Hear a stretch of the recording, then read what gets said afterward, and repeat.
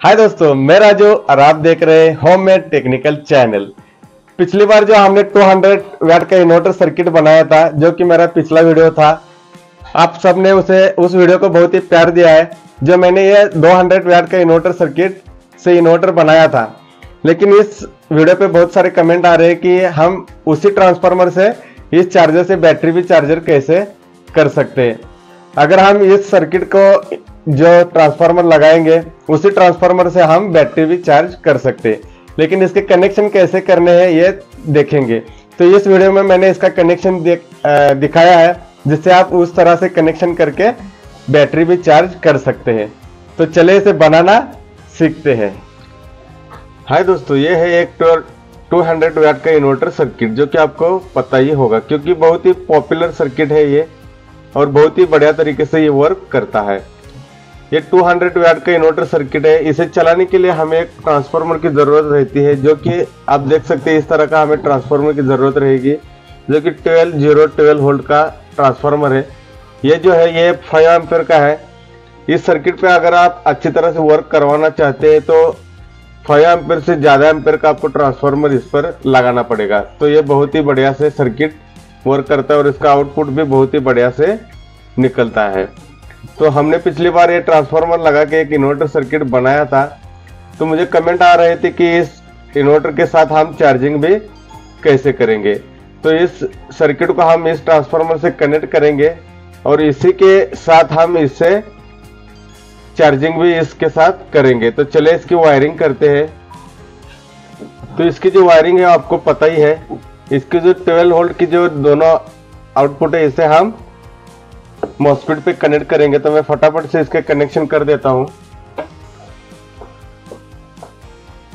तो इस तरह से हमें इसे कनेक्शन कर देना है।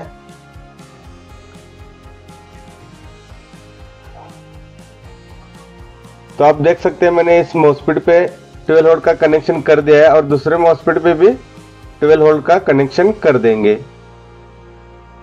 तो इस तरह से हमारे कनेक्शन है और इसका जो जीरो आउटपुट है, इसे हम इसका जो पॉजिटिव है इस पे हमें कनेक्ट करना है।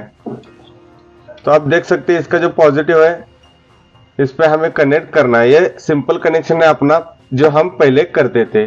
अब जो हम इसमें चेंज करेंगे वो ये है कि हम एक स्विच का इस्तेमाल करने वाले हैं। तो आप देख सकते हैं इस तरह का एक स्विच है। अब हम एक वायर का टुकड़ा लेंगे। तो आप देख सकते हैं मैंने इस तरह का एक वायर का टुकड़ा ले लिया है। इससे हम आप यहाँ जो हम पॉजिटिव का कनेक्शन करते हैं, इस जगह पे हमें इसे कनेक्ट कर देना है। तो आप देख सकते हैं मैंने इस तरह से इसे सोल्डर कर दूंगा। तो आप देख सकते हैं मैंने इस तरह से इसे सोल्डर कर दिया है। तो हमें इस तरह से लगा लेना है। अब जो हमने जो स्विच लिया था उसका कनेक्शन हम इस वायर पे करने वाले हैं। तो इस तरह से हम एक स्विच लेंगे। इस स्विच को हम इस तरह से इसे कनेक्ट कर देंगे। तो आप देख सकते हैं मैंने इस तरह से इसे सेंटर पे इस तरह से इसे कनेक्ट कर दिया है। तो ये अब हमारा ये इस तरह से कनेक्शन हो जाएगा। इसे हमें अच्छी तरह से कनेक्ट कर देना है। तो आप देख सकते हैं मैंने इस तरह से इसे कनेक्ट कर दिया है। अब हम जो इसका जो ट्रांसफार्मर का जो कनेक्शन है, इसे हम कनेक्ट कर देंगे। तो आप देख सकते हैं, आप चाहे इस तरफ या इस तरफ, जिस तरफ भी लगा सकते हैं। तो इस तरह से मैं इसे कनेक्ट कर देता हूं। तो आप देख सकते हैं ये अब हमारा कनेक्शन हो गया है। तो इस तरह से हमें इसे कनेक्ट कर देना है। अब हम जो बैटरी कनेक्टर है इसका कनेक्शन करने वाले हैं। तो जो मैंने कनेक्टर ले लिया है, इसे हम जो सर्किट का जो न्यूट्रल है, इसे हम न्यूट्रल पे लगा देंगे। तो आप देख सकते हैं जो इसका कनेक्शन न्यूट्रल का था, इसे मैंने न्यूट्रल पे ही लगा दिया है। इस तरह से हमें इसे कनेक्ट कर देना है। और जो हमारा जो पॉजिटिव है, पहले हम इस सर्किट पे लगाते थे, इसे अब हम इस ट्रांसफार्मर पे लगाने वाले। तो आप देख सकते हैं मैंने इस तरह से इसे कनेक्ट कर दूंगा। तो इस तरह से हमें इसे कनेक्ट कर देना है। तो आप देख सकते हैं इस तरह से मैंने इसे शोल्डर कर दिया है। अब हमारा ये कंप्लीट कनेक्शन हो गया है। इस तरह से हमें इसे बना लेना है। तो मैं आपको नज़दीक से दिखाता हूं। तो देख सकते हैं आप इस तरह से इसका कनेक्शन हो जाएगा। ये स्विच हमें इस तरह से लगा लेना है। जब हम इस स्विच को ऑन करेंगे तो ये सर्किट को करंट दे देगा और ये सर्किट ऑन हो जाएगा। और जैसे हम चार्जिंग लगाना होगा तो इस सर्किट को बंद कर देंगे और हमारा जो ट्रांसफार्मर है वो बैटरी चार्ज करना स्टार्ट कर देगा। तो इस तरह से सिंपल कनेक्शन है। तो इस तरह से हमें इसे कनेक्शन कर देना है।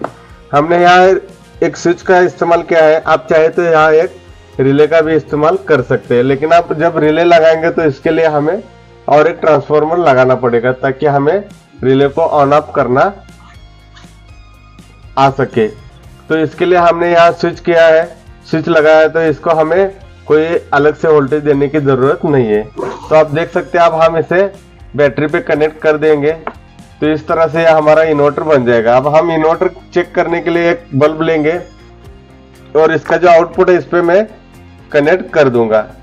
तो अब हमें जो कनेक्ट करके देखेंगे कि ये वर्क करता है कि नहीं। तो मैं इसे फटाफट से कनेक्ट कर दूंगा। तो आप देख सकते हैं इसका जो कनेक्शन है इस तरह से हमें आउटपुट पे कर देना है। अब हम इसे ऑन करके देखेंगे कि ये वर्क करता है कि नहीं। तो मैंने यहाँ बैटरी कनेक्ट कर दिया है। अब हम स्विच को ऑन करके देखेंगे। तो आप देख सकते हैं जैसे आप स्विच को ऑन कर देंगे तो ये ट्रांसफार्मर ऑन हो गया है और सर्किट भी ऑन हो गया है और ये हमारा आउटपुट पे अभी लोड भी चल रहा है। तो इस तरह से आप इसे इन्वर्टर की तरह भी यूज कर सकते हैं। लेकिन अब जब हमें चार्जिंग करना होगा तब हम क्या करेंगे। तो जब हम बैटरी को चार्जिंग करना चाहेंगे तो हम इस स्विच को ऑफ कर देंगे तो ये इन्वर्टर ऑफ हो जाएगा। जब इन्वर्टर ऑफ हो जाएगा तो हमें क्या करना है कि इसकी जो आउटपुट है इसे हम एक लीड लगा देंगे। तो इसका जो मैंने लोड लगाया था इसे हम निकाल लेंगे। तो निकालने के बाद हम एक लीड लेंगे। तो मैंने इस तरह का एक लीड ले लिया है। आप चाहे तो इसे डायरेक्ट वायर से भी कनेक्ट कर सकते हैं। अब हम इसको लीड को लगा लेंगे। तो मैं इस तरह से इसे कनेक्ट कर दूंगा। तो आप देख सकते हैं मैंने इसे इस तरह से कनेक्ट कर दिया है। अब कनेक्ट करने के बाद हमें इसे देना है। तो आप 220 सप्लाई दे देने हैं। अब मैं आपको इसका जो ट्रांसफार्मर का जो आउटपुट है इसे मैं चेक करके दिखाता हूं। तो मैंने मल्टीमीटर ले लेता हूं और इसके जो वोल्टेज है मैं पहले आपको शो करवाता हूं। तो मैंने मल्टीमीटर ले लिया है। इसे अब हम इसकी जो बैटरी के जो कनेक्टर है इसे हम इस तरह से लगा लेंगे। तो देख सकते हैं आप मैंने इस तरह से इसे लगा लिया है। अब हम वोल्टेज आप देख सकते हैं कि ये अभी वोल्टेज 0 दिखा रहा है। अब जैसे हम इसे एक्सटेंशन बोर्ड पे लगाएंगे तो आप देख सकते हैं मैंने इसका जो कनेक्शन कर दिया है। अब हम इसे चेक करेंगे। तो आप देख सकते हैं कि इसका अभी जो आउटपुट है, आउटपुट पे आपको वोल्टेज दिखाई दे रहा है। अभी 12 वोल्ट आउटपुट पे दे रहा है। अब ये हमारा बैटरी चार्ज होना स्टार्ट हो जाएगा। तो आप जैसे ही इसे कनेक्ट कर देंगे तो ये बैटरी चार्जिंग करना स्टार्ट कर देगा। तो आप देख सकते हैं कि अब ये बैटरी चार्ज होना स्टार्ट हो गया है। तो इस तरह से आप एक सिंपल स्विच लगा के इसे चार्जर भी बना सकते हैं। तो आप देख सकते हैं आपके सामने ये चार्जिंग हो रहा है। तो ये इस तरह से आप इसे चार्ज भी कर सकते हैं और बहुत ही बढ़िया तरीके से चार्ज होता है। इससे आप इस तरह की छोटी बैटरी को आराम से चार्ज कर सकते हैं। और जैसे आपकी बैटरी चार्ज हो जाएगी तो आपको इस स्विच को ऑफ कर देना है। इसके जो हमने जो एसी वोल्टेज दे दिया है ट्रांसफार्मर को, इसको आपको ऑफ कर देना है, जिससे कि ये बैटरी चार्ज हो जाएगी। और चार्ज होने के बाद आप जब भी आपको इन्वर्टर की जरूरत रहेगी तो आपको इस स्विच को ऑन ऑफ करके इस इन्वर्टर को ऑन ऑफ कर सकते हैं। तो आप देख सकते हैं कि आपके सामने ही ये 1-2 मिनट में चार्ज होना स्टार्ट हो गया है और बहुत ही बढ़िया तरीके से फास्ट चार्ज ये हो रहा है। तो इस तरह से आप इसे बनाकर यूज कर सकते हैं और बहुत ही बढ़िया से ये मिनी इन्वर्टर बन जाएगा, जिससे कि आप बहुत सारे छोटे मोटे लोड इससे चला सकेंगे। तो इस तरह से ये बनता है। तो जो कमेंट आ रहे थे उनके लिए आप देख सकते हैं कि ये इस तरह से आप इस सर्किट को बनाकर यूज कर सकते हैं और बहुत ही बढ़िया तरीके से ये वर्क करता है। तो आप देख सकते हैं कि ये चार्जिंग बहुत ही बढ़िया तरीके से हो रहा है। अब जब आपकी चार्जिंग हो जाएगी तो कंप्लीट, तो आपको क्या करना है कि ये 220 वोल्ट आपको बंद कर देना है जो हमने ट्रांसफार्मर को लगाया था। इसे अब हम डिस्कनेक्ट कर देंगे जब हमारी चार्जिंग हो जाएगी। अब चार्जिंग हो जाने के बाद हमें क्या करना है, जब हमको इन्वर्टर ऑन करना होगा तो इस सर्किट को ऐसे ही लगा रहना है। सिर्फ हमको जो लोड देना है उसको हमें फिर से कनेक्ट कर देना है। तो हम इसे फिर से लोड अगर कनेक्ट कर देंगे तो आप देख सकते कि हमें कोई भी सिर्फ हमें लोड का कनेक्शन कट करके लगाना होता है। आप देख सकते हैं कि मैंने अभी ये कनेक्शन कर दिया है और जैसे आप सिर्फ स्विच को ऑन करेंगे तो ये स्टार्ट हो जाएगा। तो इस तरह से बहुत ही बढ़िया तरीके से ये सर्किट इस तरह से आप बनाकर मिनी इन्वर्टर बना सकते हैं। तो अगर ये वीडियो आपको पसंद आया हो तो लाइक करें, शेयर करें और सब्सक्राइब करना ना भूलें। अगर इस सर्किट के बारे में या इस वीडियो के बारे में आपको कोई दिक्कत हो या कुछ सुझाव हो तो मुझे कमेंट जरूर करें। Thank you.